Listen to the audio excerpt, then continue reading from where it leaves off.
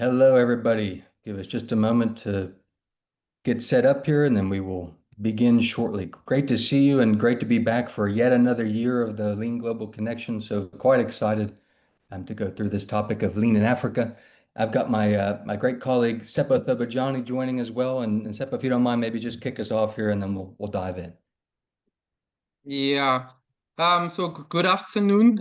Well, in Johannesburg, it's afternoon, but you may be elsewhere. It may be morning, it may be evening. So wherever you are, we welcome you to joining us.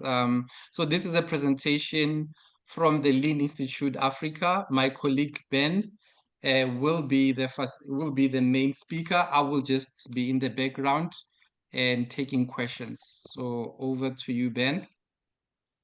Fantastic. Thank you, Seppo. And we did just have the pleasure as Lean Institute to host our summit about a week or two ago in Cape Town, where I am based currently. And always a fantastic time to be able to work closely together with colleagues and clients in the community. So we'll tell you a bit more about that as we go through.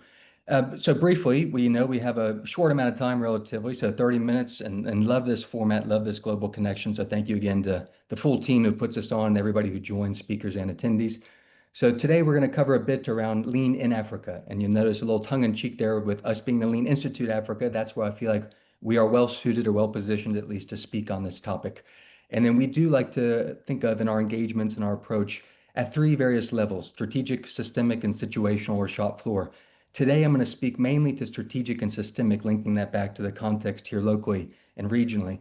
But before we dive in, I think sometimes it's interesting, and I know I'm from the US originally. I grew up in Kentucky, obviously, and it's funny to be speaking about lean in Africa because I'm relatively new to the scene. I've been here only 8 years, and have had a presence in Cape Town. I've been very fortunate to work with many different organizations and companies and even government around the region. But at the end of the day, I'm a student. I'm here very humbly, I would hope so, at best of times, to be able to understand how we can apply some of these principles that we know work from all these case studies, everything we've heard, and be able to put that into a context that is a bit more challenging perhaps than your everyday. But I don't want to disrespect anybody else around the globe. We all have our challenges. Before I dive in, I want to focus on this main key point. Lean, and specifically for Africa, it needs to be practical. I think oftentimes we get the feedback it's too up in the clouds. It can be leadership philosophy, great, we understand that, but we have realities, we have survival that we have to deal with day after day. As I know, again, elsewhere in the world we do. But I do feel that that's been the main message from leaders that we speak to, team members we speak to, is we love the thinking, show us how it works. So that's my intent with some of what we'll cover today. So very quickly about us, we are very honored to be currently the only institute on the African continent. So we've been around since 2008. Big thank you to Professor Norman Fall, Anton Rutter, Seppo Tobajani, Sam Allen, my colleagues currently with the institute. We have several other associates that work with us for various training and coaching. But we're a nonprofit, and we truly love being able to give back in the way of changing people's thinking, going through engagement, supporting companies on their transformation journey, and working with organizations such as government, such as large multinationals and regional players to be able to help influence the system. So that's our hope, and that's what we enjoy doing on a day-to-day. Just to give you a little flavor of us currently, pardon me, we have a great client base and community around the region. So we have engagements in Mauritius and Zambia and Zimbabwe and Angola and other countries around the area, Namibia as well, and Kenya. So now that I'm going, I'm thinking. And we do great training events over many days, and we currently are utilizing the belt programs. We know that can be polarizing for some, but we have found that there's a tremendous pull from our client base for that type of program. So we love that it's an opportunity to change people's thinking and also do a workplace project that's highly practical. And then we also have been learning a bit more about the role of TWI. So I'll speak to that briefly, training within industry, and how powerful that can be given some of the realities of our workforce in Africa.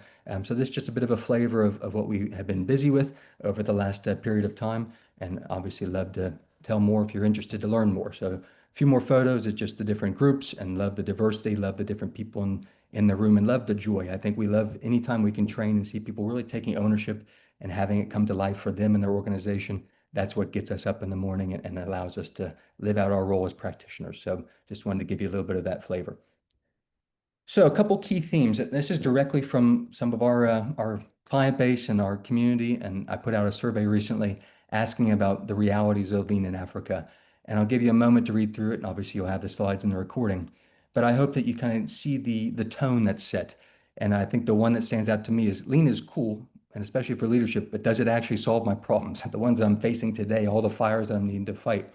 And improvement to save time, cool, but we need improvement to save money. It's got to work.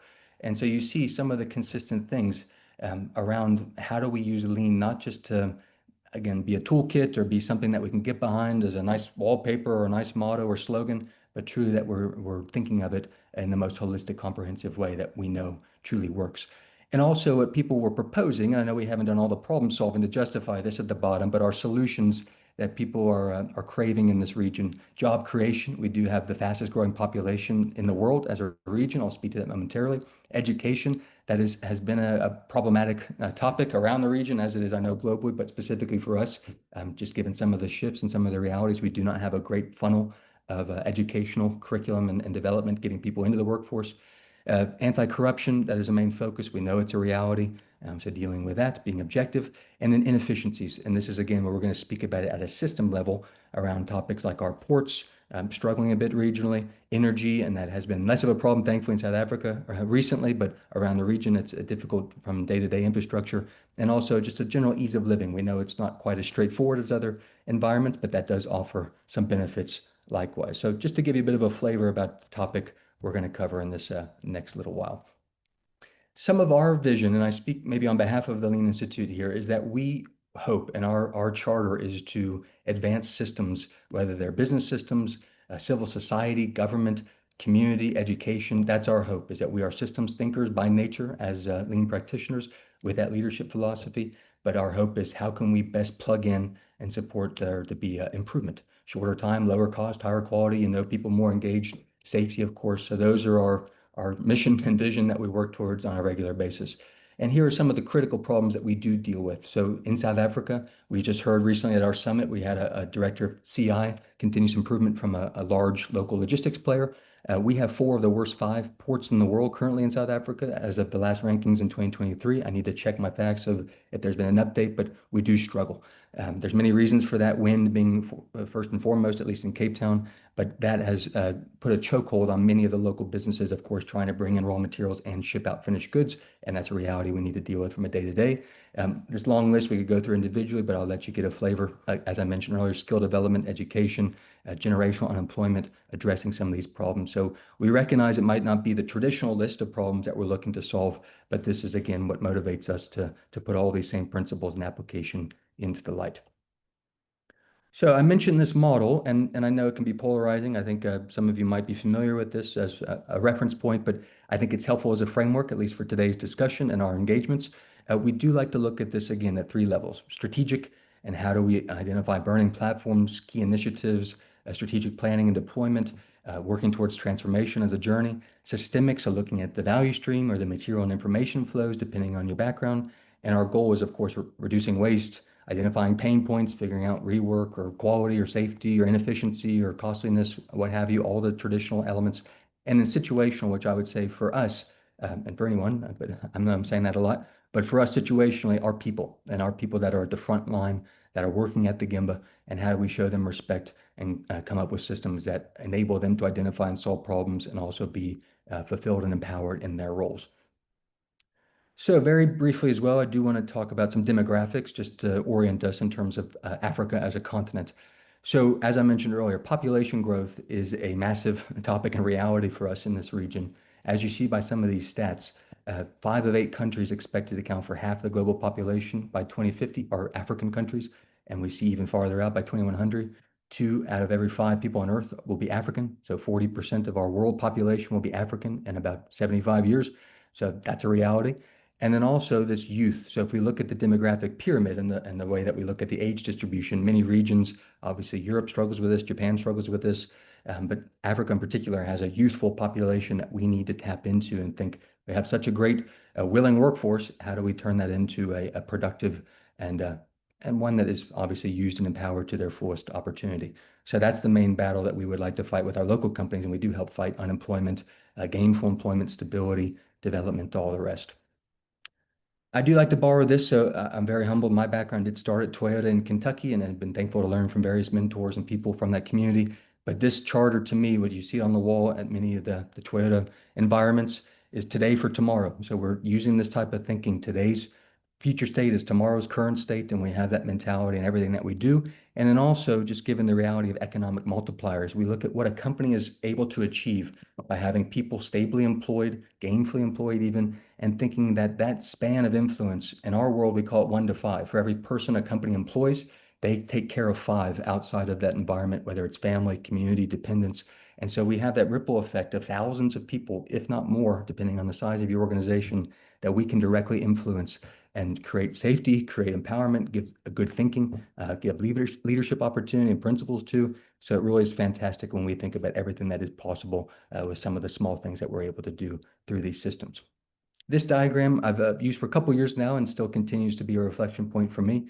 But again, it's tying back to what we've at the Lean Institute thought about with our role here in the ecosystem, government, education, civil society, and business. I do love borrowing some of the Toyota culture framework, of course, near and dear to my heart in terms of how we look at a quality people value stream, developing our people, developing their thinking, their ability to identify and solve problems. So of course, I've grown up with that. I like to think about in my day-to-day engagements as something that thankful for that upbringing. How do we put that to practice? And it's polarizing perhaps to put some wording in this box of what are we all working towards together?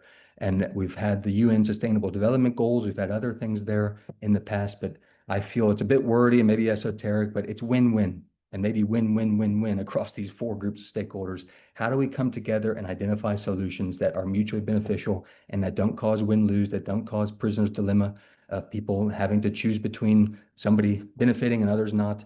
And so that really is the hope. And I know it's idealistic, of course, but we have to have something that gets us motivated, of course. So let's dive in a bit more. I'm just showing this because this will orient a bit of our discussion. I'm not going to spend a lot of time on it, but this quality people value stream, if you're not familiar with this, I highly recommend at least researching a bit. Many global companies have now adopted this framework and use it in different terminology and things. So you can put it in Google and you can get some samples and references. But what I see in it, what I was indoctrinated by in my stint at Toyota over a couple of years, about 10, 12 years ago, is seeing how intentional they are with people development. And it really blew my mind, and it still continues to blow my mind, the amount of respect that we're able to show an individual, because we don't know where they came from. We don't know what their background was, what their education was, but the moment they've been brought into our organization for whatever cause led them there, then we are able to put them to the best possible use. And that is, again, it's a two-way street. It's not just because we can take advantage of it. We're saying we can tap into their intellect, their skills, their experiences, their perspective, their knowledge and expertise. And that is now our charter as a company and a leadership team to think about how do we show that intentionality in that day-to-day, week-to-week, year-to-year type framework. So I do love to come back to this oftentimes to just check, do we have a system of this nature? And if not, is there potential to develop one? I also like coming back to this. So W. Edwards Deming, of course, we respect all of his contributions, but that red bead experiment, I'm sure most of us are familiar, but we do think about this as well, because the thesis or the synopsis of that is that even though a willing worker wants to do a good job, their success is directly tied to and limited by the nature of the system they're working within. And I would say there is no more poignant example that I've experienced in my life and been very thankful to see different parts of the world. But here in Africa, we have so many willing and able people. And if we can put them in a good system and allow them to have that willing and able capability, then I feel like you see it. And that's so fulfilling for us as we're able to do the work in this region. I know for you and your organizations, when you see it come to life and you recognize the system is working and that willing workers can do a good job, it's very rewarding. So just to focus on as well, our role as leaders and managers is to remove the red beads from that system. And another diagram that I know Seppo likes to speak to at times is these elements of a system perhaps are indicative of a good portion of environments, maybe more manufacturing. You see all of the traditional terminology, materials coming in, some production or operations or value add, maybe some other stuff. And then it goes out the door, we ship it, it's got to be paid for. We got to keep track of all that. We have support functions, human resources, we have IT, finance, all the rest. So it doesn't represent every world, but it does represent enough that we say there is so much need for improvement when we look at these systems objectively. And that is our role. But our role is also to recognize there are people at every portion of this system. And so we can't just go in and do a one size fits all approach or assume that we know how it works because of our experience elsewhere. So our goal is to say, how do we look at the thinking that exists or lives in each of these elements of a system and better define what the role of each team member is? What do we look about, or how do we think about people development and the role of digital and all the innovation and technology that's coming there? And so maybe just a grounding point for us. We know we're systems thinker, but we cannot lose focus of being people minded likewise. So it's conscientiously, we talk about that, working with the head and with the heart. That's where we need to be as practitioners of this thinking, improve the system, but also support people development likewise. And I do put this on here just because you can't deny it. There is a reality of people coming into an organization or anywhere in the world that there are levels of needs that we need to think about. How do we address this in our organization? And we know in different parts of the world, including ours, that these lower level needs in terms of physiological safety, this is what our people struggle with coming in every day. There is not certainty of tomorrow or a meal on the table for family. So we need to be aware of that and recognize people won't be able to perhaps move up this curve of fulfillment or actualization if they're dealing with realities on a day-to-day basis coming in our door. And that's our charter as a leader, is to recognize, wow, I've got a person that has to deal with so much, is so capable. Let's treat adults as adults and think about how do we tap into all this ability to manage all these various tasks and dynamics and put that to work. So I won't spend a lot of time on this, but I do hope that you can reflect on how are you able to identify where people are, and whether that's in a one-to-one fashion and respectfully done so as part of your team member engagement, or if it's more widely spoken about, how are we doing this to address it as an HR team or leadership team? I do hope that you spend a bit of time considering that. The other topic, which I know is very much in the lexicon currently, is the psychological safety. And it's great because it's a reality that we need to think about. And I look at some of our stories around Andon and, the one from Japan with the scratch in the car, of course, but that is indicative of the bridge, pardon me, from psychological danger to psychological safety. And so we want to be able to understand, how do we learn from failure? How do we share ideas? How do we use that to improve our problem solving and decision making? And that's the culture that we're looking to build. And that is our role as a leader, is to know when we have that, when we don't, where there are pockets perhaps of better acceptance or not.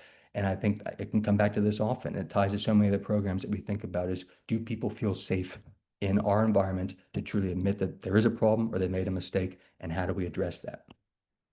The other portion of this, which we know we cannot deny, is that we need to learn and teach PDCA, plan, do, check, act. That is the fundamental framework of our thinking of, uh, of leaders as lean practitioners, all the rest. I see maybe a question popped up. We'll address those momentarily.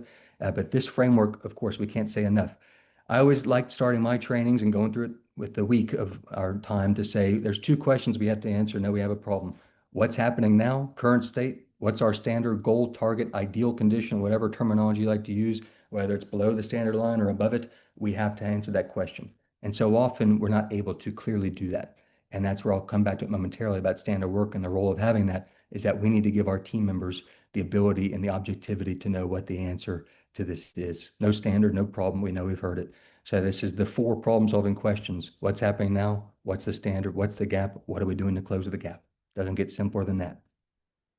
The other piece of this, and borrowing this, of course, with respect from Toyota organization, Toyota Motor Company, with their TBP and the eight-step problem solving. So this is taught. They currently have 360,000 employees around the globe. I heard that a couple weeks ago in England, and respect everything I've been able to learn from that group. But every one of those team members is taught on this problem solving methodology.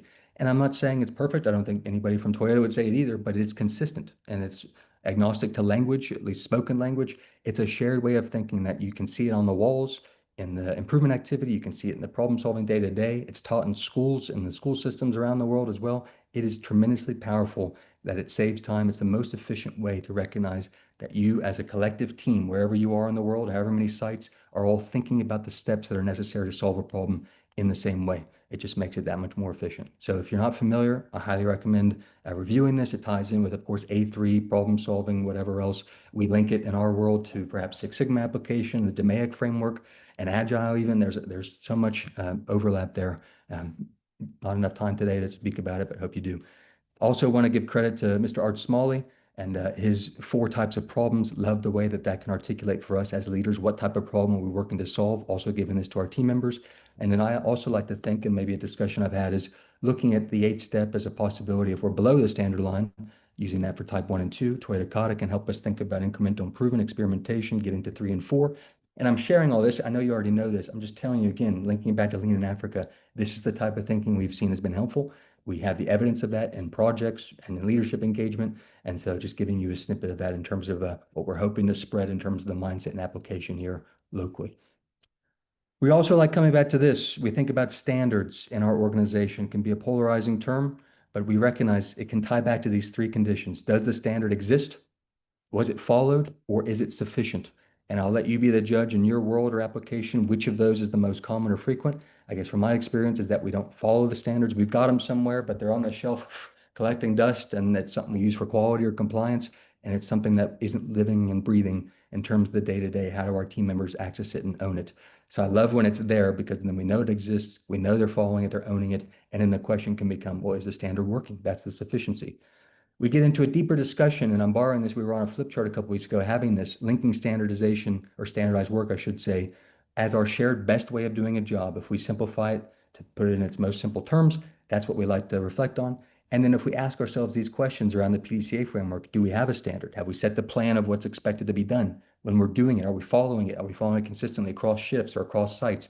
Do we check it to know it's sufficient or not? What's our process to do that? How often are we back in the room reflecting on what's working and not working? And then based on the act, what did we learn? How do we need to adjust when we deem it necessary to do so? So I do like you to reflect. We spend an hour on this when we're in the room with various leaders, having discussions about which part of this cycle we need to dive into and address most clearly. But I hope you can do the same likewise for your world. My personal learning, I know we're getting a bit short on time, but we're okay. I've recognized I've been doing lean incorrectly over my 12 short years of on being on this journey because I am so frequently tilting towards, okay, where are we now? Where do we want to be? Let's make the jump. Let's do the improvement and whatever, move on. But recognizing that we need to come back to what are the standards now? Are we following those with discipline? Are we following them with consistency? Are we learning from those? Do we know it's working and what's not working to be able to inform what future state we're going to get to? And I think that's the mistake that I have made, honestly, in terms of my application of lean in this region, is that we're so quick to just move on and try to jump to this new future state world without truly paying attention or paying respect to the thinking that's got us to that point. So that's been a real learning for me, and I think for us, and maybe the same for you. What that's led me to, and I've been very thankful for this journey that we collectively as an institute have been taking around TWI, training within industry. It's such a powerful framework that we know ties back to World War II times, and millions of people around the world have been trained on it across tens of thousands of organizations now. It's an incredible framework, and it was used in wartime. When we think about the overlap there with a willing and able workforce that didn't have the same level of training or experience, I look at that in a perfect parallel nearly to what we have in the African context. So it's been quite fun being on this journey. We're deep into the job instruction journey. We're now bridging into job relations a bit more, tying that to psychological safety. Job methods we know is near and dear to the kata thinking, the improvement thinking, giving people the license to question the work once they respect the standard. So I can't say enough about how transformative this has been in terms of lean application. I'm very hopeful for all the case studies we'll be able to see over the coming years and months. So the other side of this, I know we just spoke about these, but tying this to some of the J programs for TWI. When we don't have a standard, we can think about job instruction, coming up with a job breakdown sheet or job methods, questioning every detail, being able to follow that framework. And likewise, you see the overlap to the job relations. If we're not following a standard, having coaching discussions, understanding where conflicts exist, and then standard isn't sufficient, we can think about the standard itself with job instruction. Was it trained appropriately? And then job methods, is there a need to make improvement? So I just love the overlap and the parallel. Can't say enough, but you're going to get bored of me talking about it now. The other piece that we talk about in terms of the system that we need to manage and construct in our environments, there's two key things. I got more on here. It might be complicated, but it's a scoreboard. How are we doing? Plan versus actual, hour by hour, whatever simple format we can have that gets that discussion going. And then what are we learning? What's going well? What needs to be improved? And when we talk about a management system, that's the simplest way to start. And we had a great discussion that, hey, I don't know how to digitize it. I've got all these examples, there's all these nice boards that I see. And I say, let's just get a flip chart or a whiteboard and talk about what's the next hour. What do we expect to be done in terms of output for our process? Now your team members can start problem solving. Now we can teach some other tools there, Fishbone, Hinkaton, change point, 8-step, whatever you like to use. But that's the thinking, is that we need to start small. We need to think about the evolution, and then we look at action items, short term and long term, as we move forward. Leader standard work. I'm not going to speak about this in detail, but I do hope that if you have this in your environment, fantastic. Perhaps borrow some of the references. If not, you need to be thinking about your leaders have a process to get results. Maybe they're not as clear as you need them to be or they need to be, but we need to be clear about what process do we follow in order to get the results that we expect and know that we need to. Also with asking these questions, tying back to these, what's going well, what needs to be improved, where do you need help, and how can I support you? If you as a leader can be in the habit of asking these with trust, of course, being objective, being respectful, It's truly transformative. Your team members know to expect it and then begin answering the questions ahead of time before you even begin a dialogue. So whether it's a one-on-one or a gimbal walk or whatever context, this is where we coach and we guide our leaders to be thinking in this vein. We also like coming back to this. How do we gauge a system? We're looking for thinking, evidence of learning, and evidence of improvement. And if we have elements of that, we know we've got a good system. And then if it's an excellent system, we're saying you're evolving it. You're using PDCA, plan, do, check, act thinking in order to take that forward and understand at a leadership level, is it working or not? How do we evolve it or advance it?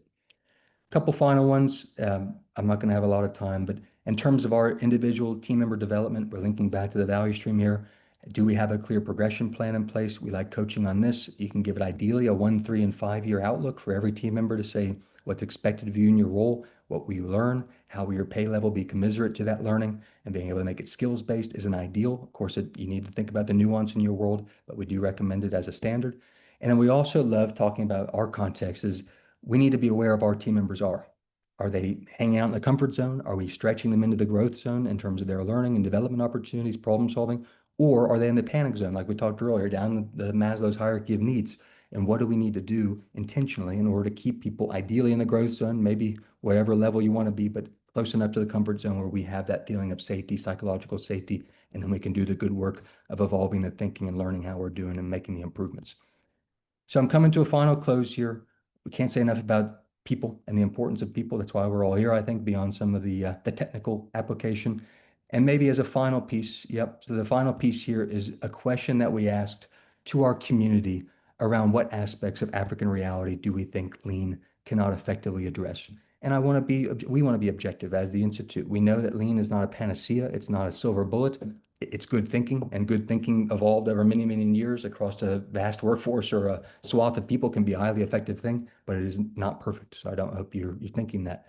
So these are some of the realities that we do here, and this is what we need to contextualize and have discussions with our community around and think about that. But again, it's what gets us up in the morning and keeps us working. So I hope that today's been at least informative of some of the realities that we do face in this context. It's a beautiful context. If you haven't been, we would love to have you over.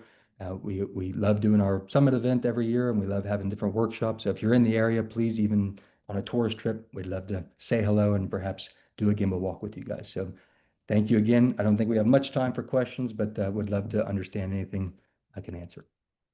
Yeah, thanks. Thanks, Ben. Maybe we can take that one question quickly because it's actually linking to some of the thoughts that came to me as you were taking us, speaking about broken system, but willing worker. So we do have a question from Melina at the top. So that's the one I want to start with, where they write, you mentioned that processes and systems tend to limit people. I Mm, actually see it a bit differently. I believe it's the culture and mindset of people that define how processes really lived and sustained. How do you see mm. this balance between systems enabling people and people shaping processes and systems? So I think Yeah, that's I a think great question. that's a fair point. I think they're directly correlated to some extent. My only challenge to you is if we talk about our processes and systems being sufficient, I'd love if you could come back to this slide and maybe answer some of these. And then if you recognize any disconnect, great, then we have some work to do. But otherwise, you're right. Perhaps we have a culture where we do not have that sense of safety for people to put their hand up or admit something is not as effective as it could be. So those are the two pieces. I think if you evaluate your standards and processes and you know they're effective, fantastic. Then you have to ask the question of, well, do we have a standard? Are people following? If they're not, why don't they feel safe to, or why are they choosing not to? And that can be coaching, that can be a dive or deep dive. So perhaps a longer discussion. Feel free to reach out and we can have that. But maybe one other question, Seppo, and we can close it off. Yeah, so it's still, I think, from Melina. This one's about TWI programs, Hmm. and they mentioned so they were originally designed to build capability and ownership at the front line. In your experience, how do you see TWI principles fitting into today's digital or lean Ooh, environments where standardization often meets rapid change? funny you should ask. I wish we had another half hour. But when I come back to the real principle of job instruction and following a standard and consistent approach, I'm going to tell you one story. We worked with a clothing company, a lady been there training for 35 years as their head trainer. We were doing job instruction basic training, and I have all these digital tools now. She recognized halfway through her demonstration that she had been training people incorrectly for 35 years. And this was her own volition. She was breaking down. We were obviously showing respect, but she says it's based on if I have a good day or a bad day, no matter what system I have, I'm doing it differently every time. I'm not following a standard. And that's what we love about job instruction is that we now have a standard that we wear around our neck and we put in our pocket with that blue card or that 4 steps of JI.